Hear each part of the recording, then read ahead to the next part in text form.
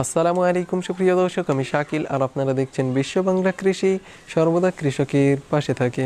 সুপ্রিয় দর্শক, আজকের এই ভিডিওতে দেখতে পাবেন কী সার প্রয়োগ করলে ড্রাগন ফল গাছে প্রচুর পরিমাণে ফুল আসবে এবং তা ফলে পরিণত হবে, এবং কি কাজ করলে 1 বছরের গাছে আপনারা ড্রাগন ফল ধরাতে পারবেন সেটা আপনারা বিস্তারিত জানতে পারবেন আজকের এই ভিডিও থেকে। এবং ড্রাগন ফল গাছে সার প্রয়োগ করার একটা নিয়ম আছে, সেই নিয়মটাও আপনারা এই ভিডিওর মধ্য থেকে অবশ্যই জানতে পারবেন। এবং আগের বছরে আমি একটা ভিডিও পোস্ট করেছিলাম, সেই ভিডিওতে দেখানো হয়েছে ড্রাগন ফল গাছে দ্রুত ফুল আনার নতুন কৌশল, এবং ওই কৌশলটা অবলম্বন করলে 100% আপনার গাছে ফুল আসবেই আসবে। এবং এই ভিডিওটি দেখার জন্য আই বাটনে ক্লিক করুন এবং অবশ্যই এই ভিডিওটি শেষ পর্যন্ত দেখবেন। আর এই চ্যানেলে যদি আপনি নতুন হয়ে থাকেন তাহলে অবশ্যই চ্যানেলটি সাবস্ক্রাইব করবেন এবং পাশের নোটিফিকেশন বেলটি অন করে দেবেন। তো চলুন বন্ধুরা, শুরু করা যাক। সুপ্রিয় দর্শক, সাধারণত মে থেকে জুন মাসে ড্রাগন ফল গাছে ফুল আসে, আর এই ফুল আনতে হলে অবশ্যই ড্রাগন ফল গাছকে প্রুনিং করতে হবে। এবং প্রুনিং করার জন্য অবশ্যই কয়েকটা দিক লক্ষ্য রাখতে হবে। সেই দিকগুলো লক্ষ্য রেখে প্রুনিং করলে 100% আপনার গাছে বেশি ফলন পাবেন এবং ফুল অবশ্যই আসবে।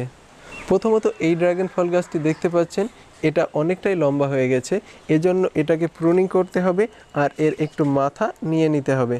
এই মাথা নিয়ে তারপরে প্রুনিং করে দিতে হবে। যদি এইভাবে প্রুনিং করা হয় তাহলে এখান থেকে ফুল বার হওয়ার সম্ভাবনা বেশি, এজন্য অবশ্যই একটু রেখে তারপরে গাছটিকে প্রুনিং করতে হবে। এবং এই গাছের পুরনো যে ডালপালা আছে সেগুলিকেও প্রুনিং করে দিতে হবে। আমি বিস্তারিত দেখিয়ে দিচ্ছি।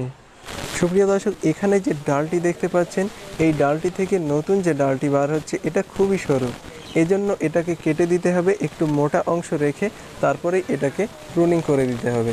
ঠিক এই পদ্ধতিতে প্রুনিং করে দিতে হবে, তাহলে এখান থেকে ফুল বার হওয়ার সম্ভাবনাটা বেশি। সুপ্রিয় দর্শক, এখানে যে ডালটি দেখতে পাচ্ছেন এটাতে কোনো রকমের গ্রোথ লক্ষ্য করা যাচ্ছে না, এজন্য এটাকে প্রুনিং করে বাদ দিয়ে দিতে হবে। এবং এর পার্শ্ববর্তী আরও অনেকগুলি ডালপালা আছে যেগুলি কোনো গ্রোথ নেই, এজন্য ওগুলিকেও কেটে বাদ দিয়ে দিতে হবে। ঠিক একই পদ্ধতিতে আমি পুরনো ডালপালাগুলিকে কেটে বাদ দিয়ে দিচ্ছি। এগুলিতে ফল হওয়ার সম্ভাবনা খুবই কম, এজন্য এগুলিকে কেটে বাদ দিয়ে দিতে হবে। আর এগুলি কাটলে এটা থেকে নতুন যে ডাল বার হবে সেটাতে ফুল হওয়ার সম্ভাবনা বেশি। সুপ্রিয় দর্শক, এই ডালটি খুবই চিকন এবং এটিকে আমি কেটে বাদ দিয়ে দেব। এবং এই ডালটিতে গত বছর ফল এসেছিল, আমি দেখাচ্ছি। এই ডালটির এখানে একটা ফল এসেছিল, এই জন্য আমি এখান থেকে এই ডালটিকে কেটে দেব।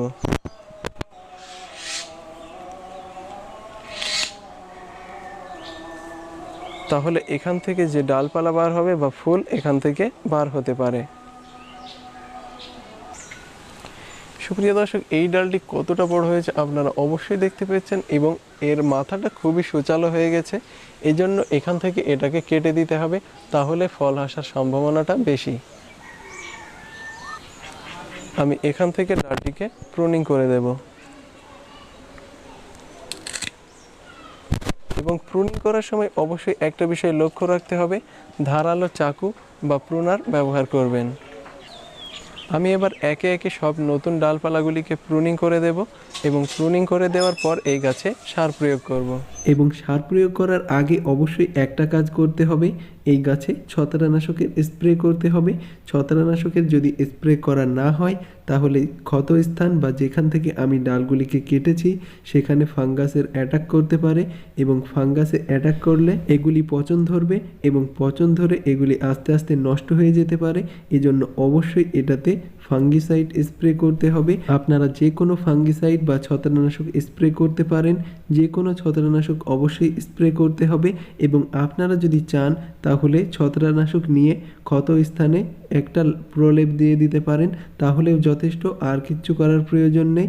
এবং আপনি যদি ছত্রাকনাশক স্প্রে করে দেন তাহলে সবচেয়ে ভালো হবে। এবং ফাঙ্গিসাইড বা ছত্রাকনাশক হিসেবে আমি কন্ট্যাক্ট ফাঙ্গিসাইড আর সিস্টেমিক ফাঙ্গিসাইড এই দুটি একসাথে আছে তেমন একটা ফাঙ্গিসাইড স্প্রে করছি, আপনারা এটা ব্যবহার করতে পারেন, তাহলে খুব ভালো হবে। এবং মেটালেক্সেল গ্রুপ বা ইত্যাদি আপনারা ব্যবহার করতে পারেন, কোনো অসুবিধা নেই। ছত্রাকনাশকটা স্প্রে করা হয়ে গেছে আপনারা অবশ্যই দেখতে পাচ্ছেন খুব ভালোভাবে আমি প্রত্যেকটা ডালেই স্প্রে করে দিয়েছি। ঠিক এই পদ্ধতিতে আপনারা স্প্রে করে দিতে পারেন। ফাঙ্গিসাইড স্প্রে করার পর অবশ্যই এই গাছে সার প্রয়োগ করতে হবে। এই গাছে যদি সার প্রয়োগ করা হয় তাহলে ফুল প্রচুর পরিমাণে হবে এবং একটা গাছ থেকেই আপনারা প্রচুর পরিমাণে ফল পেতে পারেন। প্রথম যখন এই গাছে ফল আসে তখন আমি 4টে ফল পেয়েছিলাম এবং এই গাছে ফুলের সংখ্যা ছিল প্রায় 10টা। এবার তুলনামূলকভাবে বেশি ফল আসার কথা, কারণ ড্রাগন ফল গাছে এবার যদি 10টা ফল হয় এর পরের বছরে 20টা ফল হবে। এবং ড্রাগন ফল গাছের ফুল কী জন্য ঝরে যায় বা কী কাজ করলে ফুলগুলি ঝরবে না সে সম্পর্কে বিস্তারিত ভিডিও দেওয়া হবে। এজন্য অবশ্যই বিশ্ব বাংলা কৃষি চ্যানেলে চোখ রাখুন। চ্যানেলটি সাবস্ক্রাইব করে পাশের নোটিফিকেশন বেলটি অন করে দিন সবার আগে ভিডিও দেখার জন্য। সুপ্রিয় দর্শক, এটাতে আমি তরল জৈব সার প্রয়োগ করব এবং এই তরল জৈব সারে আছে কলার খোসা, পানি এবং আখের গুড়। এই 3টে মিলিয়ে এই তরল জৈব সারটি তৈরি করা হয়েছে। আর পটাশ সমৃদ্ধ এই সার যদি প্রয়োগ করা হয় তাহলে ফুলের পরিমাণ প্রচুর বাড়বে এবং রাসায়নিক সার হিসেবে আপনারা এমওপি সার প্রয়োগ করতে পারেন, অর্থাৎ মিউরেট অফ পটাশ। এই সারটি প্রয়োগ করলেও প্রচুর পরিমাণে ফুল আসবে। এবং আপনি যদি জৈব প্রয়োগ করতে চান তাহলে অবশ্যই কলার খোসা থেকে তৈরি সার প্রয়োগ করতে হবে। এবং এই গাছে আমি পানি প্রয়োগ করে দিচ্ছি, গাছ যেন দ্রুত এই সারটি সংগ্রহ করতে পারে, এজন্যই সামান্য পানি প্রয়োগ করছি। এবং এর আগে আমি এই গাছে কি কি সার প্রয়োগ করেছিলাম দেখার জন্য অবশ্যই আই বাটনে ক্লিক করুন, সেখান থেকে আপনারা ভিডিওটি দেখতে পাবেন এবং ডিসক্রিপশন বক্সে লিংক দিয়ে দেব, সেখান থেকেও আপনারা ভিডিওটি দেখে নিতে পারেন। সুপ্রিয় দর্শক, এই ভিডিওটি আশা করি আপনাদের ভালো লেগেছে। ভিডিওটি ভালো লাগলে অবশ্যই লাইক করবেন এবং বিশ্ব বাংলা কৃষি চ্যানেলের সাথে থাকতে অবশ্যই চ্যানেলটি সাবস্ক্রাইব করবেন এবং এই ভিডিওতে দেখানো পদ্ধতি আপনার কাছে অ্যাপ্লাই করুন। নিঃসন্দেহে প্রচুর পরিমাণে ফুল পাবেন। এবং এই ভিডিওটি শেষ পর্যন্ত দেখার জন্য আপনাকে অসংখ্য ধন্যবাদ। থ্যাঙ্কস ফর ওয়াচিং বিশ্ব বাংলা কৃষি।